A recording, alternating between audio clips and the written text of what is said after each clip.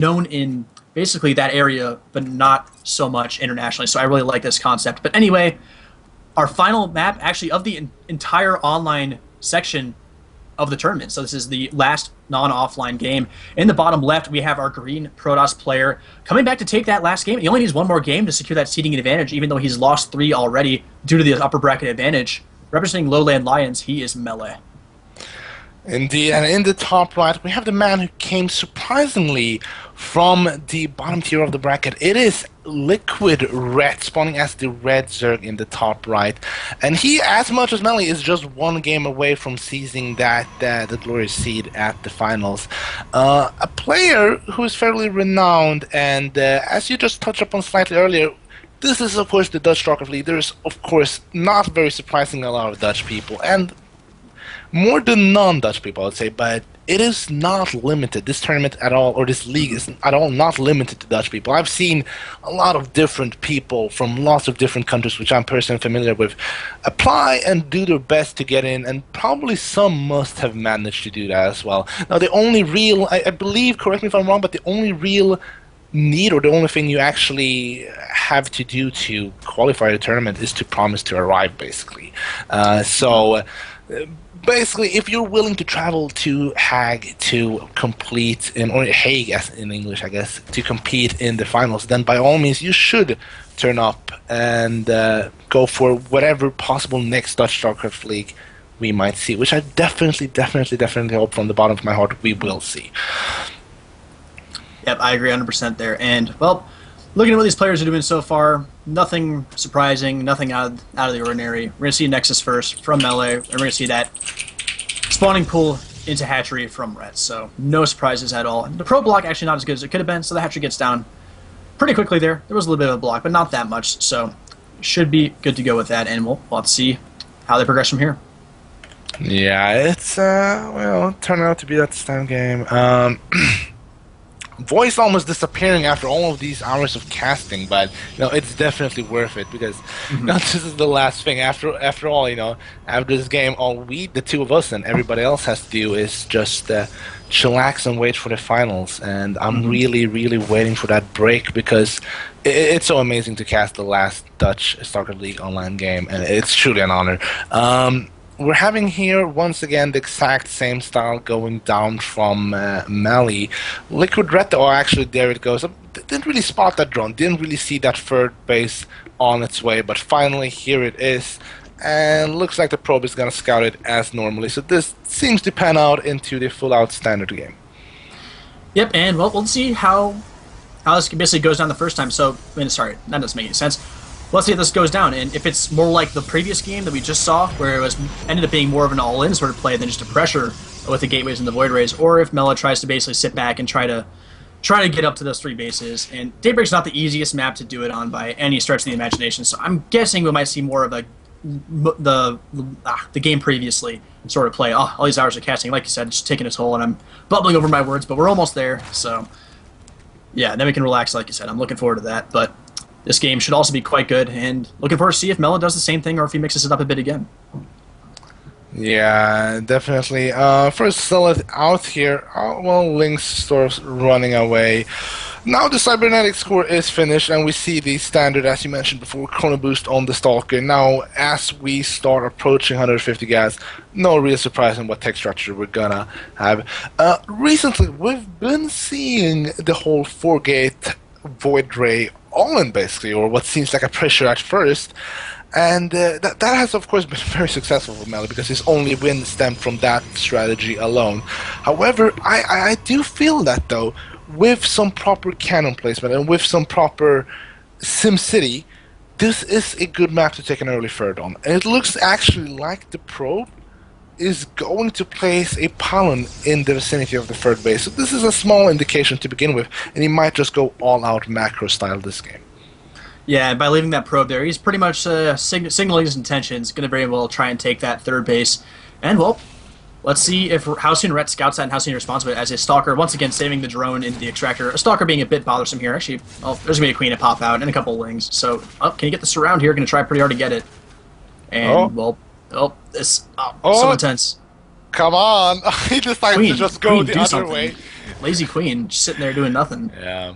But I love anyway, the reaction there from Melle. He's like, oh, this way? No, no, that way? No. Oh, let's just go the back door entrance. That worked out well for the Stalker in there. I was a bit worried there for him. And the cannons, I must say, at the third in a very odd location. I do not really get those cannons, but it's not the end of the world. We're having a bunch of zealots here, but they're probably going to get cleared up by the Mudship Core and 2 gateway units. And are we... Oh, actually, it looks like Ret finally at this point actually scouts the third. And he just droned very heavily, but he could still dedicate to some aggression at this point, I feel like. yeah. I want to say he's going to go back to that Hydra Link composition, getting that Zergling speed now. And with the Lair on the way, before any sort of Roach Warren, I'd have to think he's going to drop that Hydra Den once again. And, I mean, the one game where it didn't really pan out for him was the game he didn't really have Hydras in. So that's probably not that much of a coincidence, and against an Air Protoss. So gonna see those Hydras a bit quicker this game, and if we don't, I mean, he could go for Spire too right off the bat as well if he wants to, but certainly has the gas to do it if he wants. Yeah, he is getting the gas all right because, well, it doesn't really come to a surprise to any of us, including Ret, that Melle is actually going for the Void Race right here. So he's definitely getting the gas because the gas is, in layman's terms, just, and it's another word for teching really. And the layer is done, so now we could see this tech start going down. Actually, oh, there the Spire goes, along with quite a lot of links. Yep, so it's getting it back, and the Mutalisks have been very effective against Melle in the past, so there's no surprise about that. Picking off those Mothership Cores and just shutting down those recalls have been utterly clutch in a couple of these games. So, gonna go back to what he knows. Melle working on that Protoss Air Weapons 1, definitely gonna look to do that Turley 3-base style, and, well, Ret knows what's going on as well. He's seen the compositions, he knows what's going on. I would not be surprised to see him take that 5th base, and actually, just as I say it, gonna take that one in the middle. Yeah, definitely. He realizes, as he has done several times before that, well, if I'm gonna go for this style, I'm gonna have minerals and I want gas, so I'm just gonna take bases left and right, and there's absolutely almost no punishment in doing that. Void Race and a couple of gateway units moving out on the map. At the same time, the wall off here in the natural of Melle is not complete, so these links are just streaming in.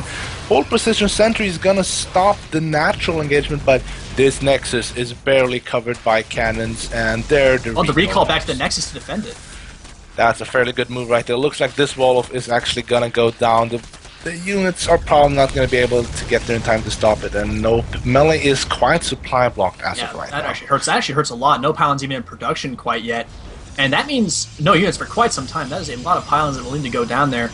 Getting that air armor 1, but right now not making any units, and, well, when Ret is taking basically his 5th base when you're only on 3, you really need to get units out and start moving before Ret really gets cranking economically, because it's going to be terrifying trying to fight Ret when he gets the number of bases he wants, already up to 92 drones.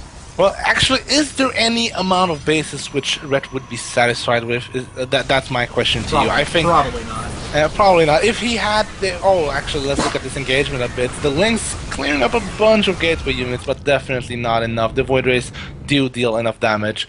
And we're having the Muta switch finally coming down. There's so many Mutas in production. 12 Mutas, and there's already 14 out. And this puny TOS army will absolutely stand no chance, especially not if the recall will be cancelled. And he has absolutely no clue what's coming, does he? No, it's happened to him a bunch of times already, but here do come the Mutalisks. Mothership Core will... Oh, wow, did he actually... so close. Did he splash down that Void Ray, or did it actually somehow get... No, the Void Ray got... How does recall actually work? Because one of the Void Rays got recalled. Did it? Yeah, it got recalled, I think. Wow.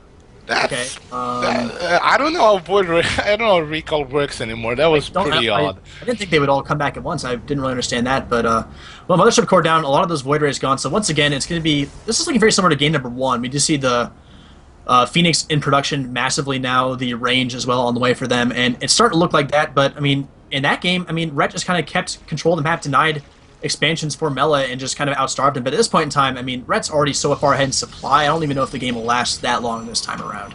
Yeah, about that Void Ray. It has 6 kills after all, so it must have been the same Void Ray which got recalled out. Anyways, yeah, we're having these Phoenix, as we saw in the last game, being pumped out to a great extent, but Ret is not making the same mistake as before, is he? No. And the thing is, these Phoenix, they don't win you the game. They stop you from dying at this point in time. You're this far behind. I mean, you can't really hope to do much else, to be perfectly honest.